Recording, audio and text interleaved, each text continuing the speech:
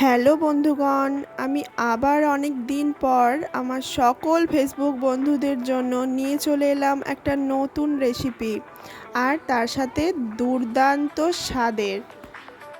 অবশ্যই খাবারটা দেখেই বুঝতে পারছো যে কতটা সুস্বাদু আর লোভনীয় হয়েছে। হ্যাঁ, তোমরা চাইলেই যে যা খুশি নাম দিতে পারো এই রেসিপিটার, কিন্তু অনেক দিন ধরেই আমি সোশ্যাল মিডিয়ায় এই রেসিপিটা দেখছিলাম, দেখেই আমার এতটাই লোভ লাগছিল যে একবার ভেবেছিলাম যে বানিয়ে দেখব কতটা টেস্টি হয়। অনেকটা আমি নিজের মতো করেই বানিয়েছি। আমার তো ভীষণ ভালো লেগেছে, আশা রাখছি তোমাদেরও অবশ্যই ভালো লাগবে। আর ভিডিওটা পুরোটা দেখার অনুরোধ রইল আমার সকল বন্ধুদের। তো বেশি কথা না বাড়িয়ে চলো শুরু করি। প্রথমে কড়ার মধ্যে সাদা তেল দিয়ে নিতে হবে, চাইলে তোমরা সর্ষের তেলও দিতে পারো। তাতে দিয়ে দিতে হবে 2 শুকনো লঙ্কা, এলাচ, দারচিনি আর তেজপাতা। তারপর একটু তেল গরম হয়ে গেলেই দিয়ে দিতে হবে গোটা জিরে। তারপর একটু ভাজা ভাজা হয়ে গেলেই তার মধ্যে দিয়ে দিতে হবে টমেটো কুচি। টমেটোটা একটু বেশি পরিমাণেই দিতে হবে।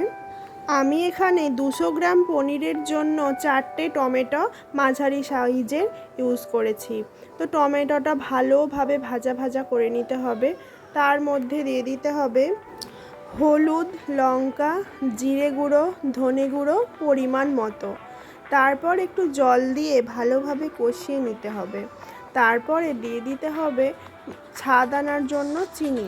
তোমরা যে যেরকম মিষ্টি খেতে পছন্দ করো সেরকমই দিও।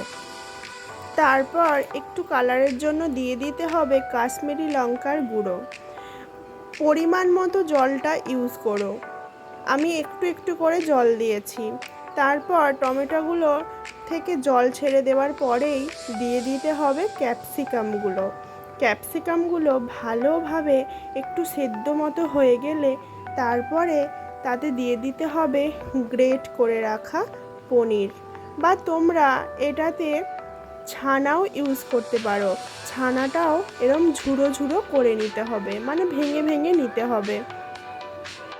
তারপর একটু ভালোভাবে নাড়িয়ে চাড়িয়ে দেখলাম যে আর একটু এতে জল লাগবে।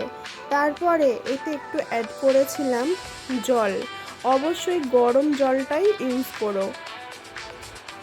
তারপর ভালোভাবে কষিয়ে নিতে হবে যতক্ষণ না তেল ছাড়ছে। তারপর লাস্টে নামানোর সময় দিয়ে দিতে হবে বাটার আর একটু কাস্তুরি মেথি দিয়ে ভালোভাবে নাড়িয়ে মিশিয়ে নিলেই রেডি হয়ে যাবে পনির ভর্তা, পনির মশলা, যেটা খুশি তোমরা বলতে পারো। সত্যি বলছি, এতটাই দুর্দান্ত হয়েছিল। আমরা সেদিন খেয়েছিলাম এটা লুচির সাথে। তোমরা রুটি, পরোটা, লুচি, নান যেটার সাথে খুশি খেতে পারো। তোমাদের এই রেসিপিটা কেমন লাগলো অবশ্যই কমেন্ট করে জানিও।